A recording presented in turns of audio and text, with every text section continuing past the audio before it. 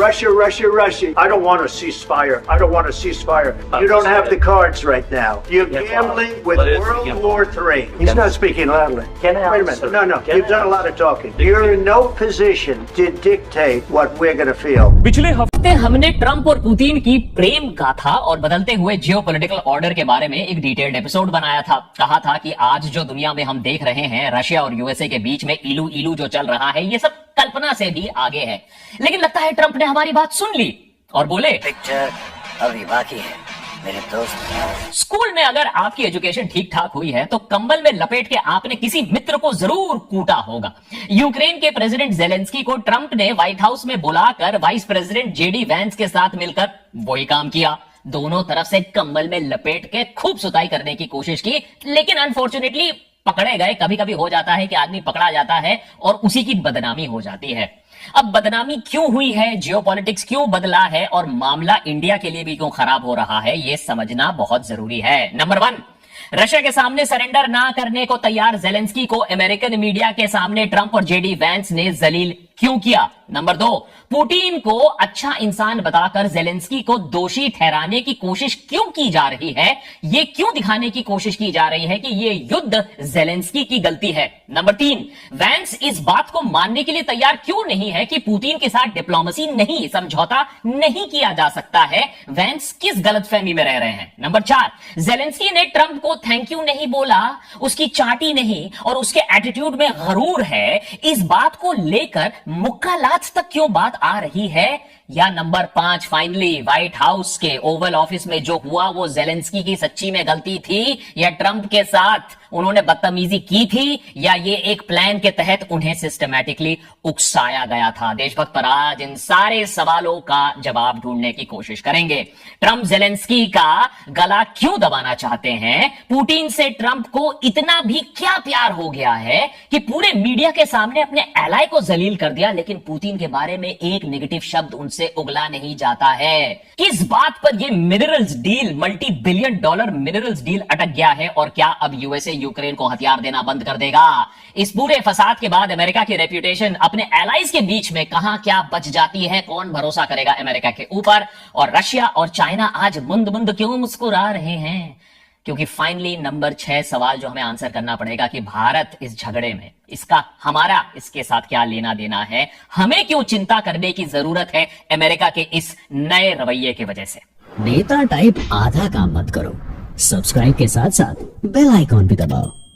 Russia का Ukraine पर हमला, पुतिन का पागलपन और रशिया की बर्बरता, 3 साल से चलते आए इस युद्ध के बारे में हम अक्सर बात करते आए हैं। टाइम मिले तो पूरा का पूरा प्लेलिस्ट देख लेना। लेकिन शायद अब एक क्लाइमैक्स की तरफ हम जा रहे हैं, एक अंत जिसमें सच्चाई की नहीं ताकतवर की जीत हो सकती है। कम से कम ट्रंप तो यही चाहते हैं। वो उनको सही गलत से कोई मतलब नहीं है, उनको दिखता है धंधा, उनको दिखता है डील और डॉलर्स। जब से ऑफिस संभाला है दूसरी बार के लिए, यूक्रेन के मामले में ट्रंप यूएस प्रेसिडेंट कम और पुतिन के पालतू ज्यादा नजर आने लगे हैं। ये मैं नहीं कह रहा हूं, अमेरिका के सदन में बैठे रिप्रेजेंटेटिव्स खुद कह रहे हैं। पिछले एपिसोड में इसके बारे में हमने विस्तार में बातचीत भी की थी। लेकिन कहीं ना कहीं पुतिन का इतना प्यार क्या है ट्रंप को कि वो बाकी सब दांव पे लगाना चाहते हैं। इस युद्ध को खत्म करने के लिए कुछ भी उनको मंजूर है, चाहे अमेरिका का नाम, एलाइज के साथ उनकी दोस्ती मिट्टी में मिल जाए। व्हाइट हाउस में बुला के जेलेंस्की से मिनरल डील साइन करवा के ट्रंप शायद कोई बड़ा ऐलान करना चाहते थे, लेकिन ऐसा हुआ नहीं। शायद इस बात पर नाराज थे ट्रंप और गुस्से में इधर उधर निकल गए। जब रिपोर्टर्स ने पूछा कि शांति बहाली में दिक्कत कहां आ रही है, तो जेलेंस्की को बना दिया villain. But you see the hatred he's got for Putin, it's very tough for me to make a deal with that kind of hate. He's got tremendous hatred. And I understand that, but I can tell you the other side isn't exactly in love with him either. So it's not a question of alignment. I'm aligned with the world. I want to get the thing set. I'm aligned with Europe. I want to see if we can get this thing done. Trump कितना aligned है Europe के साथ, उसमें मैं 2 second में अभी आ रहा हूं। लेकिन ट्रंप की देखा देख जेडी वैंस भी मैदान पर उतर गए, खरी खोटी सुनाने लगे जेलेंस्की को, बाइडेन को कि अरे इन लोग ने रशिया के साथ डिप्लोमेसी, शांति का रास्ता एक्सप्लोर ही नहीं किया था, गलती तो इन्हीं की है। सही बात है, पुतिन तो इतना शांति प्रेमी इंसान है, यूक्रेन ने ही उकसाया होगा, घुस गया होगा रशिया के अंदर। अब यहां जेलेंस्की ने वैंस को थोड़ी सच्चाई समझाने की कोशिश की कि पुतिन के साथ डील करना बहुत मुश्किल है, क्योंकि ये इंसान सिर्फ पंगा लेना जानता है, शांति रखना नहीं जानता है। लोगों ने अपनी उंगलियां जला कर रखी हैं। सुन लीजिए। During 2014 till 2022, yeah, the situation the same. That people are been dying on the contact line. Nobody stopped him. You know that we had conversations with him, a lot of conversation, my bilateral conversation, and we signed with him, me, like a new president. In 2019, I signed with him the deal. I signed with him, Macron and Merkel, we signed ceasefire. But after that, he broken this ceasefire. He killed our people. What kind of diplomacy, JD, you are speaking about? अपने आप को facts और logic से घिरता हुआ देख vents ने फिर वही काम किया जो कोई भी इनसिक्योर पॉलिटिशियन करता है। आवाज गई ऊपर और बात आ गई अपमान पर। अपना अपमान, प्रेसिडेंट के ऑफिस का अपमान और पूरे अमेरिका के देश का अपमान। I think it's disrespectful for you to come into the Oval Office and try to litigate this in front of the American media. Right now, you guys are going around and forcing conscripts to the front lines because you have manpower problems. You should be thanking the president for trying to bring an end to this conflict. And do you think that it's respectful to come to the Oval Office of the United States of America and attack the administration that is trying to prevent the destruction of your country? 3 साल युद्ध का असर कह लीजिए या कमजोर English की वजह से जेलेंस्की यहां एक बड़ी गलती कर बैठते हैं।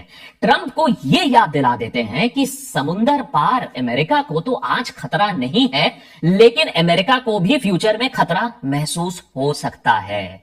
इसी बात पर आग लगती है ट्रंप को और फिर निकलती है लिटरली बंदूकें। During the war, everybody has problems. Even you, but you have nice ocean and don't feel now, but you will feel it in the future. God bless. You don't know that. God bless. You don't God know bless. that. You will not have war. Don't tell us what we're going to feel. We're trying to solve a problem. Don't tell us what we're going to feel. I'm not telling you. Because I'm you're in answering no on position this to question. dictate that. That's exactly Remember what that. you're not You're in no position to dictate what we're going to feel. You don't have the cards right now. With us, you start having Not playing cards. cards. Right now, you don't. I'm Yeah, very you're playing serious, cards. Mr. President. You're I'm playing very cards. serious. You're I'm gambling the with the president lives of of war. millions of people. Listen, You're get gambling on. with Let it World get War III. And Yeah. what you're doing is very disrespectful to the country, this country. ठीक है, आप गुस्सा हुई है Ukraine के साथ, Ukraine को आपने इतनी मदद की है और आप यूक्रेन से खफा हो सकते हैं, आपका हक बनता है। लेकिन मजेदार बात यह है कि यूक्रेन के साथ इतनी बात बिगड़ने के बाद भी ट्रंप ने पुतिन के बारे में एक गलत चीज, एक गुस्से वाली चीज नहीं बोला, पुतिन का गुणगान ही करते रहे। यहां तक कि पुतिन को फेक न्यूज का शिकार बताया, पुतिन के साथ सहानुभूति दिखाई प्रेस के सामने। She's asking, what if Russia breaks the ceasefire? What if anything? What if a bomb drops on your head right now? Okay? What if they broke it? I don't know. They broke it with Biden because Biden, they didn't respect him. They didn't respect Obama. They respect me. Let me tell you, Putin went through a hell of a lot with me. He went through a phony witch hunt where they used him and Russia, and he had to go through that. And he did go through it. We didn't end up in a war. इस विवादास्पद press conference के बाद America और पूरे दुनिया में बस इसी घटना के बारे में चर्चे चल रहे हैं पिछले 24 घंटों से। इंटरनेट पर तो मानो मीम फेस्ट चल रहा हो, लोग बुरे तरीके से इस मैटर पर डिवाइडेड हैं, बटे हुए हैं, कोई जेलेंस्की की तरफ है और कोई ट्रंप को सपोर्ट कर रहा है। लेकिन पक्ष आप किसी का भी ले लो, कुछ बातें तो सच होती हैं जिसमें पक्ष विपक्ष टू साइड्स नहीं होते हैं भाई, फैक्ट्स तो फैक्ट्स ही होते हैं। फैक्ट नंबर 1, ट्रंप तो जेलेंस्की को कॉम्प्रोमाइज करने के लिए मजबूर कर रहे हैं, इस पर कोई डिबेट नहीं है। वो भी बिना किसी गारंटी दिए कि फिर अगर पुतिन फिर से अपना समझौता तोड़ता है, वायदा तोड़ता है, यूक्रेन पर अटैक करता है तो अमेरिका बच बचाव करने के लिए आएगा, कोई वायदा नहीं है। नेटो का सपना तो वैसे में ही कब का तोड़ दिया गया है। नंबर 2, ट्रंप ने जेलेंस्की को वर्चुअली सरेंडर करने को कह दिया है, लेकिन पुतिन के बारे में चू तक नहीं कर रहे हैं। रशिया से एक डिमांड नहीं रखी गई है कि भैया रशिया तुम भी थोड़ा सा कॉम्प्रोमाइज कर लो, मैटर को सुलझाने की कोशिश कर रहे हैं। हो सकता है बिकॉज पुतिन सबसे बड़े फौ हैं। फैक्ट नंबर 3, ट्रंप ने फिर से दुनिया भर की मीडिया के सामने झूठ बोल दिया। कि अमेरिका ने यूक्रेन को $350 बिलियन दिए हैं, माने उसी के टुकड़ों पर पल रहा है, जबकि टोटल एड है दिया है लेकिन $180 बिलियन के आसपास है, जिसमें से इंटरेस्टिंगली 70% मिलिट्री फंडिंग है। ये पैसा एक्चुअली यूक्रेन नहीं जाता है, ये पैसा अमेरिका में ही अमेरिकन कंपनीज हथियार बनाती हैं अमेरिकन इंप्लॉइज के साथ, तो उन्हीं की इकोनॉमी को बढ़ोतरी मिलती है। इसी को कहते हैं वॉर इकोनॉमी। अमेरिका सरकार को यह बात दिखे ना दिखे, लेकिन पूरी दुनिया को यह हिपोक्रेसी दिख रही थी और इसीलिए घंटों के अंदर यूरोप, ऑस्ट्रेलिया, कनाडा, न्यूजीलैंड तमाम ऐसे देश हैं जो तुरंत जेलेंस्की के सपोर्ट में खड़े हुए। पत्रकारों ने, जिन्होंने दशकों से ऐसे प्रेस कॉन्फ्रेंसेस कवर की हैं, जियोपॉलिटिक्स कवर की है, वो भी चकित रह गए हैं कि उन्होंने ऐसा कभी कुछ नहीं देखा है। अब अमेरिका अपने ही एलाय, अपने ही मित्र के साथ ऐसा व्यवहार क्यों कर रहा है, और वो भी पुतिन जैसे वॉर क्रिमिनल और डिक्टेटर के लिए। आखिर दिक्कत कहां है, मजबूरी कहां है? सिर्फ पत्रकार और एक्सपर्ट्स की बात नहीं कर रहा हूं आज देशभक्त पे। अमेरिका में डेमोक्रेटिक पार्टी के नेता ट्रंप पर टूट पड़े हैं, ट्रंप को डरपोक और पुतिन का पेट बता रहे हैं। The President of the United States is a coward who is Vladimir Putin's puppet. And so what we just witnessed was a meeting in the Oval Office between two cowardly puppets and a hero. President Zelensky could have handled it differently, the way that some of his European counterparts and Emmanuel Macron and Keir Starmer did, and perhaps been more deferential to Trump and Vance. Deferential to what? Deferential to a president who allowed a deal in his first term to crumble because Putin just violated it? Deferential to a vice president who didn't even bother to visit Ukraine? I hardly know anyone in Congress who has any view on national security who hasn't been to Ukraine during this war. Deferential to a draft dodger who's our commander-in-chief? Zelensky doesn't deserve to be deferential to anyone in that Oval Office. Senator Adam Schiff ने भी एक interesting सवाल पूछा कि क्या America की हालत अब ये हो गई है कि वो लोगों से, देशों से सुरक्षा के लिए फिरौती मांगेगा? How we have defended democracy around the world, how we have come to the aid of our allies and friends. To see that all so shamefully betrayed is just heartbreaking. What will it take to wake the conscience of this country? Is this now what America is? We are reduced to some kind of a extortionary protectionist racket. खुद Zelensky ने ये बात fox news को बताई। ये disasters press conference के बाद वो जब फॉक्स न्यूज गए तो उन्होंने बात साफ कर दी कि बात ट्रंप से व्हाइट हाउस में जाकर माफी मांगने की नहीं है, बात यह है कि उनको अपने लोगों को जवाब देना पड़ेगा जो सरहद पर रशियन ट्रूप्स के साथ लड़ रहे हैं, और वो प्रेसिडेंट बतौर हथियार नहीं अपना दे सकते हैं, वो सरेंडर नहीं कर सकते हैं। First of all, we want peace. That's why I'm in the United States. That's why I visited President Trump. And thanks for invitation again. The deal on minerals is the first step to security guarantees. It's meant for the peace. But I respect my soldiers and our people, our civilians who work and support our warriors. I can't say just stop. Nobody will stop because everybody afraid that Putin will come back tomorrow. We want just and lasting peace. It's true. We want security guarantees. जाहिर सी बात है कि सवाल उठ रहे हैं कि क्या सच में जेलेंस्की ने जानबूझ के ट्रंप का व्हाइट हाउस में ओवल ऑफिस में जाकर उनका अपमान किया, या ये भी एक प्लानिंग थी जिसके तहत उन्हें अपमानित करके उन्हें उकसाया गया था। फॉर एग्जाम्पल, ये सुन लो, छोटा सा सवाल है। जेलेंस्की से अमेरिकन रिपोर्टर क्या सवाल कर रहे हैं, किस थर्ड ग्रेड का सवाल कर रहे हैं? आपने सूट क्यों नहीं पहना है व्हाइट हाउस में? My second question for President Zelensky. Why don't you wear a suit? Why don't you wear a suit? You're the highest level in this country's office and you refuse to wear a suit. Just want to see if do you own a suit? भाई ये कौन सी गोदी media है, ये तो आम चूसने वाले सवाल से भी बदतर है। बंदा 3 साल से युद्ध लड़ रहा है पुतिन के खिलाफ, डेथ स्क्वाड्स रशिया से आकर उसके पीछे उसको मारने को पड़ी हुई है, आपको सूट की पड़ी हुई है। हर दूसरे दिन मस्क ओवल ऑफिस में घुस आता है टी शर्ट जीन्स में अपने बच्चे को लेकर, जो ट्रंप को कहता है get out from here, I want to shush you.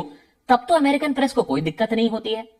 अच्छा, ये फोटो देखो, कुछ ही दिन पुरानी फोटो है। अब यहां अगर सोचो कोई रिपोर्टर उठकर प्रधानमंत्री मोदी से पूछता कि मिस्टर मोदी, ये आप क्या पहने हैं, कुर्ता पजामा विद बंद गला, सूट के पैसे नहीं है आपके पास, सूट क्यों नहीं पहन सकते हैं, आप अपमानित कर रहे हैं ओवल ऑफिस को।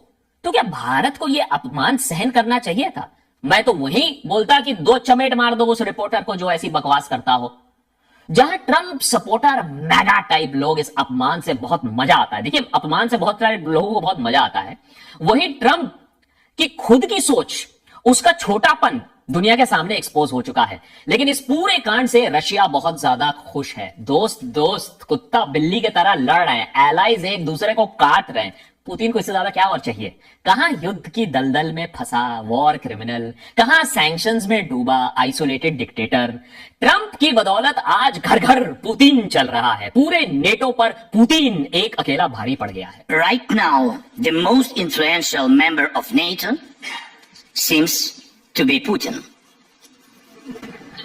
Because his whims have the power to block NATO decisions. Russia इतना खुश है कि Russian foreign ministry spokeswoman Maria Zakharova ने खुद कह दिया कि अरे ये तो ट्रंप का बड़प्पन है कि उन्होंने जेलेंस्की को अपने हाथों से कूट नहीं दिया हो। यार ये स्कूल लड़ाई चल रही है, रशिया यूएसए की बात चल रही है।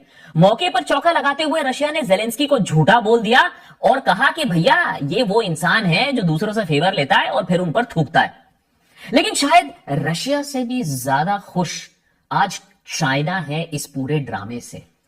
अगर सोचो डेमोक्रेटिक देश, अगर सोचो पूरा का पूरा वेस्ट आपस में चीर फाड़ कर रहा है, रशिया को जमीन हथियाने की परमिशन दे रहा है, तो सोचो कल चाइना ताइवान, अरुणाचल प्रदेश, लद्दाख में घुसकर क्या कहेगा और क्या सोचेगा।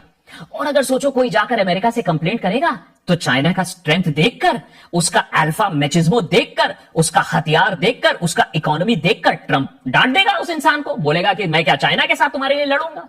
What we just witnessed between Donald Trump, J.D. Vance, and President Zelensky inside the White House was an ambush. President Trump become a lapdog for a brutal dictator in Moscow. Why the health of Vladimir Putin matters more than the health of democracies. That was absolutely extraordinary to watch. The planned embarrassment of an ally. It gives a green light for Russia and China to invade their neighbors. सोच के देखिए, American politicians already समझ रहे हैं कि broader play क्या है। आज आपने रशिया को अग्री कर दिया, कल चाइना यही काम करेगा ताइवान और इंडिया के साथ। एक सेकंड भी ये गलतफहमी मत पालिएगा कि अमेरिका अपने एलाइज या डेमोक्रेसी को बचाने के लिए कहीं आएगा।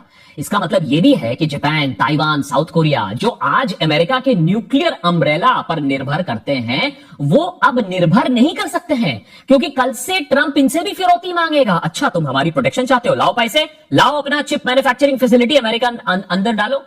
यूक्रेन ने न्यूक्लियर वेपन सरेंडर किए थे, याद रखिएगा। आज सबक लोगों को मिल रहा है कि सबसे बड़ी गलती वही हुई थी, यूक्रेन ने न्यूक्लियर वेपन्स अपने सरेंडर कर दिए थे। इनफैक्ट अब तो होड़ लगेगी और भी ज्यादा वेपन्स बाय करने के लिए। ये है आज स्टेट ऑफ द वर्ल्ड, जहां बोरिस जॉनसन जैसे फॉर्मर यूके के प्राइम मिनिस्टर, जो वैसे अपने विवादास्पद बयान देते थे जिसकी वजह से उनकी कुर्सी भी गई, आज उनकी बातें ज्यादा सेंसिबल लग रही हैं। वैसे एक चीज है, इतना सब कुछ होने के बाद भी Ukraine is holding strong. Ukraine ने एक बात साफ कर दी है कि ये सब आप लोग करते रहिए, प्रेशर टैक्टिक्स। हमने अपने प्रेसिडेंट को इलेक्ट किया है, हम जो डिसीजन लेंगे अपने प्रेसिडेंट के थ्रू लेंगे। America can go to hell, हम अमेरिका के डिसीजन पर डिपेंड नहीं करेंगे, अपने देश का फैसला हम खुद लेंगे। और इस पर मैं बस एक एंडिंग में एक चीज बोलना चाहूंगा। आज तक अमेरिका अपने वैल्यूज के लिए जाना जाता था, उसके एलाइज सिर्फ पैसों के वजह से एलाइज नहीं थे, एक डेमोक्रेटिक वैल्यू था, एक वैल्यू सिस्टम पर एलाइज थे। माने ये थोड़ी ना था कि अमेरिका के डिक्टेटर फ्रेंड्स हुआ करते थे, कम से कम कुछ सर्टेनिटी थी कि America democracy, freedom of speech, इन सब चीजों पर एम्फेसिस देता है। आज वो अमेरिकन वैल्यू मर रही है, अब सिर्फ पैसों की बात हो रही है। एलाइज भी पैसों के बेसिस पर बनेंगे, शक्ति के बेसिस पर बनेंगे। अब जहां तक रही बात थैंकिंग अमेरिका की, जिसके वजह से वैंस बहुत गुस्सा थे, करोड़ों ऐसे, सैकड़ों ऐसे ट्वीट्स निकल आए हैं जहां जेलेंस्की थैंक यू अमेरिका बोल रहा है। तो ये सारी जो छोटी छोटी गंदी सोच वाली जो एक्सक्यूजेस हैं एक झगड़ा क्रिएट करने के लिए, वो बात भी समझ में आ गया है। अमेरिका कैसे धंधा करना चाहती है, मिनरल्स निकालना चाहती है यूक्रेन से, ये बात भी सामने आ चुकी है। सवाल है क्या यूरोप अमेरिका की भरपाई कर पाएगा? क्या अमेरिका के बिना जो यूरोप पैसा दे रहा है वो अमेरिका का कवर अप कर पाएगा, या फिर अमेरिका कल बोलेगा कि मैं तो पैसे अपने वापस खींच रहा हूं, आओ भैया पुतिन अब तुम इन्वेड कर दो यूक्रेन के अंदर। ये कहानी अभी खत्म नहीं हुई है, ये कहानी एक बहुत दिलचस्प मोड़ पर है। क्या अमेरिका को यूरोप रिप्लेस करेगा, या अमेरिका ये दिखाएगा कि अगर तुमने हमसे बदतमीजी से बात की, अगर तुमने हमारी बात नहीं मानी, अगर तुमने हमें फिरौती नहीं दी, तो हम किसी भी डिक्टेटर को तुम्हारे ऊपर आक्रमण करने देंगे।